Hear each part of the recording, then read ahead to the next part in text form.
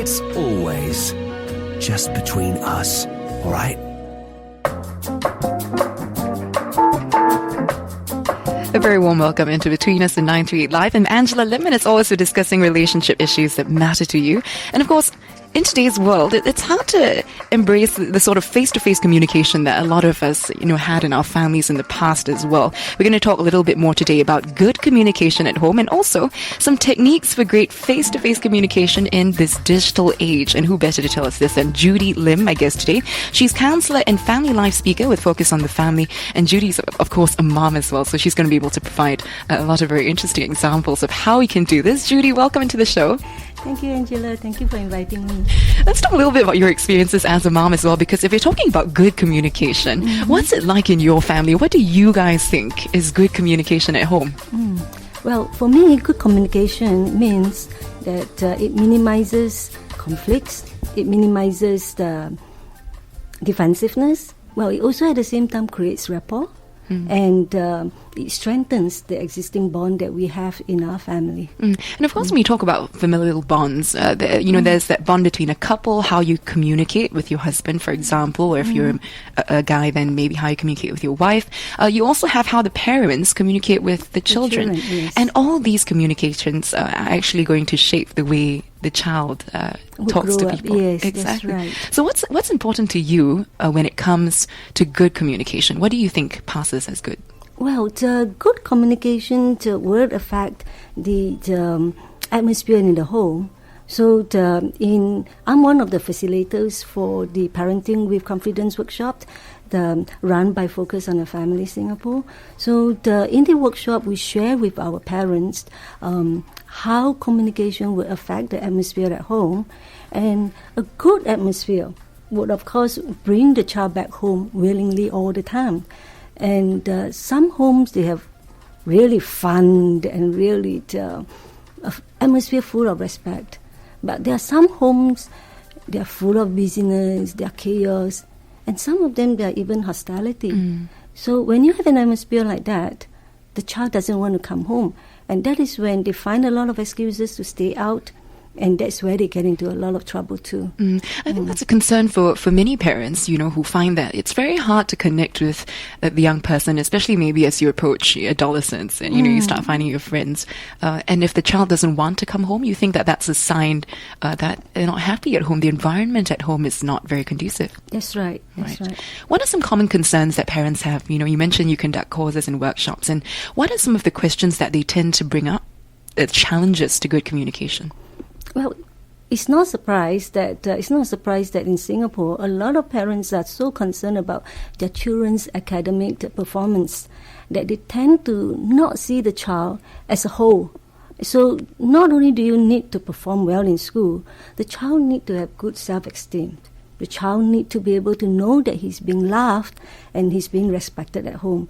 And so if you are able to communicate your love and your respect for the child, well, then chances are the child would automatically perform just as well at school. I think it's quite a leap of faith for a lot of parents sometimes, because you don't want to kind of overindulge the child. You don't want to feel like, I want to reward you for every little achievement that you have. What's your take on this sort of mentality where we should only praise where praise is due? In this case, for many Singaporean parents, when you get good results. What's your take on this? Well, I don't think we should praise the child only for good results. Because, like I mentioned, the child is a person on a whole, so you do need to praise the child for other little things that he has done too. Like, for example, showing compassion for the cleaners on the street, maybe even helping to clean up at home. So these are little things that you can praise the child for. And praising doesn't need to be in a form of a physical reward. It could be just a word of affirmation, or just even a hug, a kiss, or a pat on the back. You want to nurture that sort of a positive environment. I think that's what you're saying a little bit, Judy. When at home, everyone is happy, they're relaxed, they feel open. Personally, when I do, go into my friends' families and you actually dine with them, for example, you actually see certain families where, the conversation is so open, it's very honest. Yes. The children don't ever, mince their words. They really say what it is and they confide in their parents. And I think a lot of parents want that. What are some, things that you do in your family and, with your husband as well, that you guys can help to encourage that sort of environment? Well, first I would say that when you communicate with a child, especially a teenager, I think the first thing you really need to practice is to listen to understand and not to listen to rebut. Because, I mean, let's put it this way. All of us, we have gone through seminars, we have gone through lectures where we sit and we would listen attentively to the lecturers or the seminar speakers delivering their topics. And we would ask the question only after when the Q&A session comes up. And generally it's always at the end of the seminar itself. So if we can bring that skills that we have into our own communication at home, you'll find that it is easier to listen to your child. Because you listen to understand and not listen to pass judgment or not listen to so that you can control the child, but really listen to understand what the child is trying to communicate with you. So the intent is actually very important. If you go in with the mindset that, okay, I'm going to come in very objectively and not judge and not look for loopholes in your story or your encounter for me to punish you, it's more positive. What does that do for the child, though? Why is that important, that the child feels like they're being listened to? Yes, they will know that they're being heard, and they will know that they're being respected for who they are. And at the end of the day, it really boosts their self-esteem, because when they are able to practice speaking in front of their parents, be it asking for a raise in their allowance or maybe even extending their curfew hours, if they are able to do that, and as a parent, if we are able to listen to them objectively without getting angry, without all the emotion rushing in, and then reacting so instinctively according to our emotion.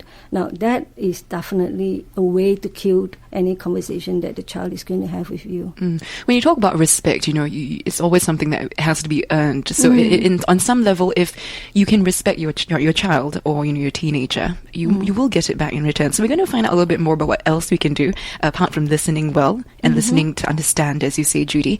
Today we're talking all about good communication at home, in particular face-to-face communication, and also a little bit more about how we can connect with our children and within the family in the digital age. We're talking today to Judy Lim, my guest today, from counselor, she is counselor and family life speaker with focus on the family. This conversation continues in just a bit. Reset your relationships in Between Us. Our soulful encounter is always just between us on 938 Live.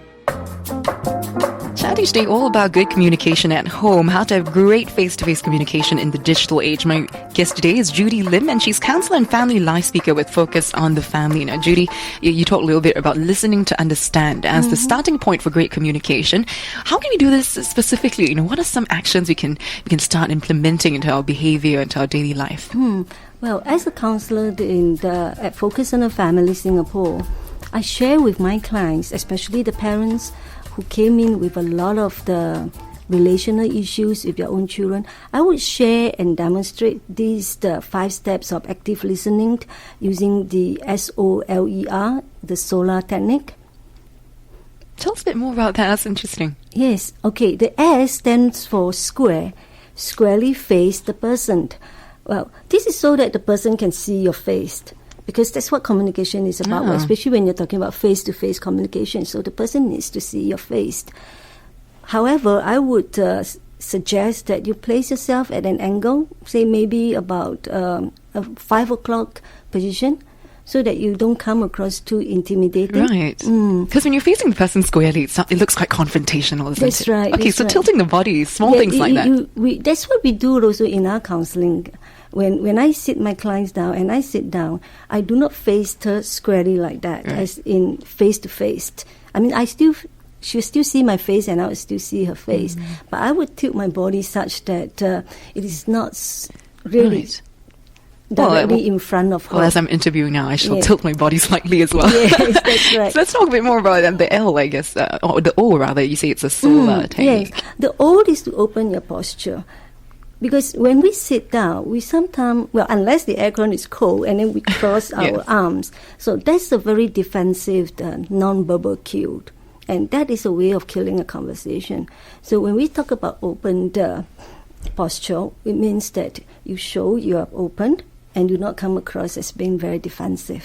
So move your hands away from your body. That's Don't exhibit any closed behavior, hunched shoulders, closed fist, for example. Anything else that we can do? Okay, so the next one, L. L is to lean towards the person that you're talking to. Now, but different cultures have the different way of defining their personal space. Right. So you got to be a bit mindful about that you do not come across as being invasive of the person's personal space. But generally, when you lean forward, you are signaling to the speaker that you are really interested to hear what he or she has to say. The level of attentiveness is very That's flattering. right. And also, I guess maybe one way to gauge is if the person is not moving away from you, then you're probably a good distance. That's right. Right. What else can we do? Okay, the next one will be E. The E stands for eye contact. Now, when we have usually say that words means nothing if your eyes can't speak, nor listen. So when you maintain an eye contact with the person, again, you're signaling to the person that you're listening. But I would suggest that once in a while you break eye contact because you do not want to be giving the speaker the death stare. Exactly. Right. Yes. Right. Right. And the final one is... And the final one is to be relaxed yourself. Because when you are relaxed, chances are the person will relax too. So these are very specific things we can all do. And as you're talking this through with me, I'm also trying to see if I'm implementing this as I'm talking to you as well. Simple steps that we're talking about today to improve face-to-face communication. We're also going to talk a bit more about how you can improve communication in general within the family with my guest today, Judy Lim, who's counselor and family life speaker with focus on the family. We'll continue in just a moment. Someone to tell it to is a fundamental human need, and what you say stays between us on 938 Live. It's always just between us, all right? We've been chatting today all about good communication at home and in particular, good face-to-face communication, something I think a lot of us neglect these days. And of course, we don't want to pass that on to the kids. We're talking to Judy Lim, counselor and family life speaker with focus on the family. And Judy, earlier we were talking a little bit about active listening and listening to understand. That's the first part. You've given us some great techniques on how we can do that. What else can we do to be good listeners? Well, remember we mentioned the solar technique? So if I use the solar technique with you, for example, when you were talking to me, you would be seeing me nodding my head. That's the non-verbal cue that I'm giving you, that I'm really listening to you. So we use that with our children too. We nod our head, and as they were talking, as I mentioned, we maintain the eye contact, and we do not adopt the defensive technique, and we are open to them, and we listened to understand them before we ask the question. So when we ask the question, is generally to find out what is the intent of their communicating with us. So to do that, we would paraphrase. When I talk about paraphrasing, it means that because sometimes they flood us with a lot of information, and their intent is somewhere in there, hidden in there. So to be able to draw out the intent, I will have to paraphrase. It means that I am using the fewer words, and then to ask them, and at the same time I'm clarifying whether I'm hearing them correctly, and if I misunderstood them by clarifying and paraphrasing what they were telling me, at least it gives them the opportunity and the chance to correct me if I'm wrong, and to rephrase their words again. Interesting. It seems like in order to listen well, you actually have to talk a little bit as well, kind of to reflect a little bit about what the person is saying, just so both of you know that you're on the same page. Same page, that's right. It's very reassuring when you can, you feel someone gets what you're saying. That's right. What else can we do?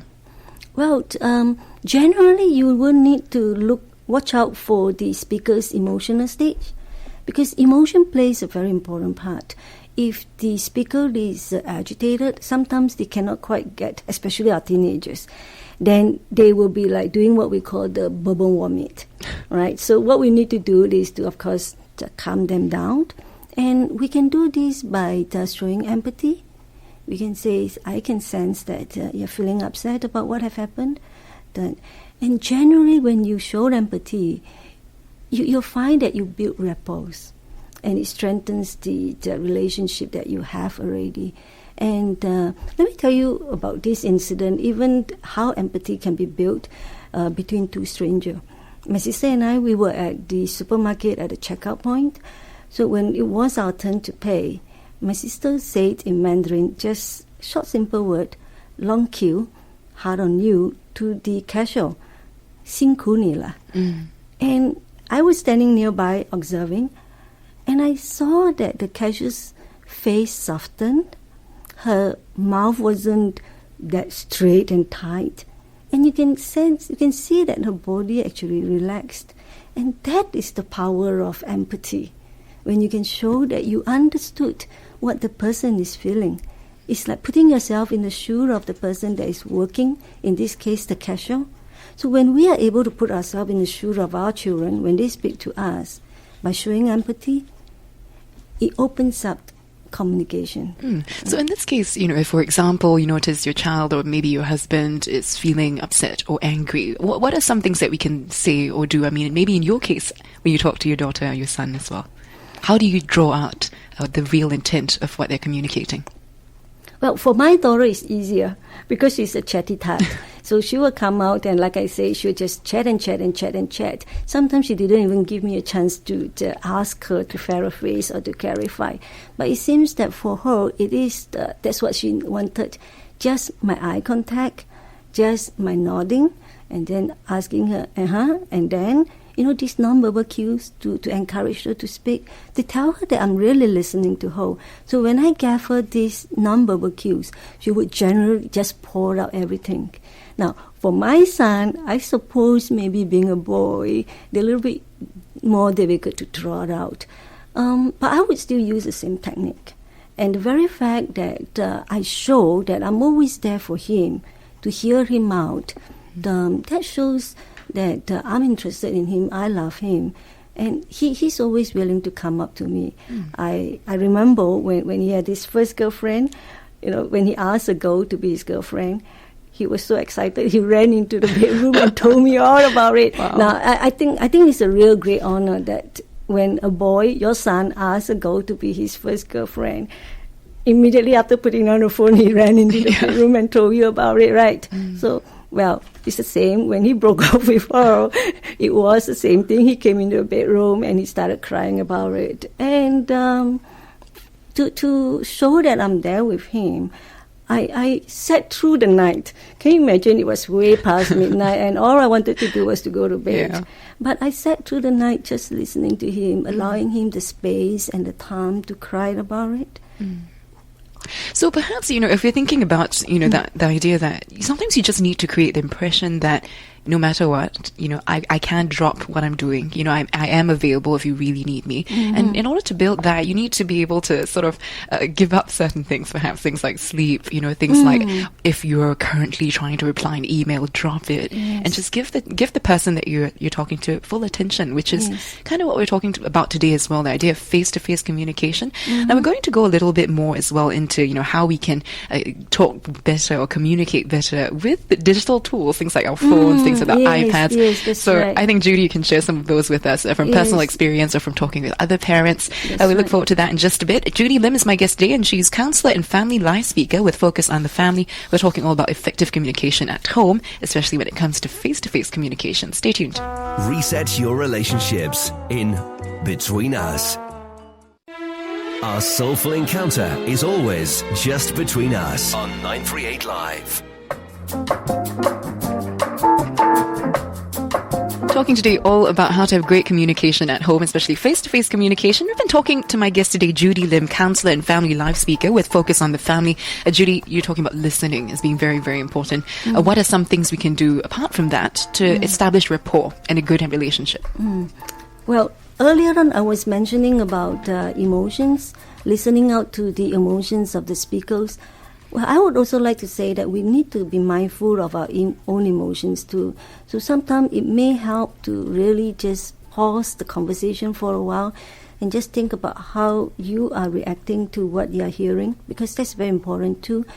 And I would tell my parents or the counselees that I'm counseling to say that if their emotional state is too raw and they feel that they cannot handle it, it is okay to just say that I'm feeling tired, so I think this may not be the best time to discuss how about, and then you fix another date, another time. I mean, if it's too late in the night, you can say, how about we bring it up again tomorrow morning, and you fix a day and a time. Now, when you are dealing with your teenager, then you better make sure that you stick to the date and time, because it goes to show that they trust you to do what you promised. Right. They also learn from example and model after you as well. Right. Are there other things we can do when it comes to communicating that we're here, we're present? Yes. So usually, I would say that it is easier to use an I statement. When you use you, when you start, for example, it is always very easy to say, cut to the chase, and you say something like, you didn't give me a chance. Now, that would sound very confrontational, and it would sound as if you're accusing the person. So instead, you may want to say something like, I feel frustrated, or I feel upset when you didn't give me a chance, or I didn't get a chance to explain. So it is always easier to use the I statement. And that way, as I mentioned, communication is all about building rapport and minimizing the conflict. So when you use the I statement, it tends to minimize conflicts. That sounds useful because, especially if the other person is looking or listening to understand, as you're saying, then explaining directly what you're feeling. That's right. It helps both of you really get to the root of what's happening and what the intent is. And let's talk a bit, on a final note about, since we're all in the digital age, everyone's on their devices. Yes. What are some ways we can still maximize communication with these devices? You see, when we are texting, or I would say written communication, because now all our children, they are on a smartphone, so they tend to go on to the WhatsApp or whatever chat, the mode that they are in. At the workshop that I conduct for Focus on the Family, I would encourage the parents to set up a family chat group if they have not done so already, because it's really fuss-free and it's a wonderful way of connecting with your child. Right. I personally have, one of those chat groups in my family as well, and it's great. You can share photos, videos, Yeah, that's right, that's right. And it's also great if your child is overseas. Like my daughter is currently overseas. And about 3 months ago, she gave me this text. She wrote, "Mom, what says you about a second ear piercing?" Now, I know for some family this is normal, this is okay, but it wasn't to me. So my instinctive reaction was to hit no with a lot of exclamation mark as my reply. However, I must say that with texting, the one big advantage is you do not need to reply immediately. You can take that time to manage your emotion, and you can take the time to think about how you want to reply. So what I did was I calmed myself down and I asked her, I text back, I say, "What do you mean? To re-pierce the closed-up holes?" And she answered me, "My ear piercing don't close."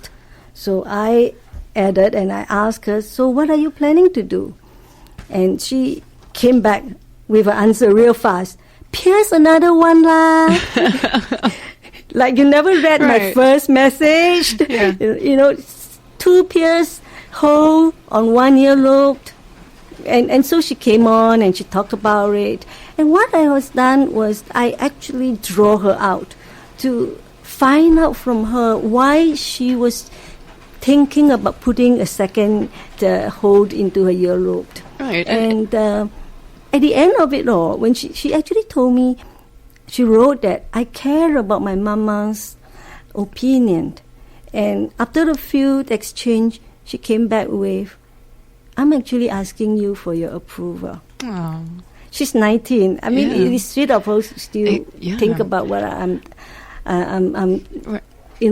my thoughts on the subject. I think most parents do want to get to this point where, the daughter, the son, even the husband, cares and values your opinion so much as to want to ask for your approval, even if they don't have to.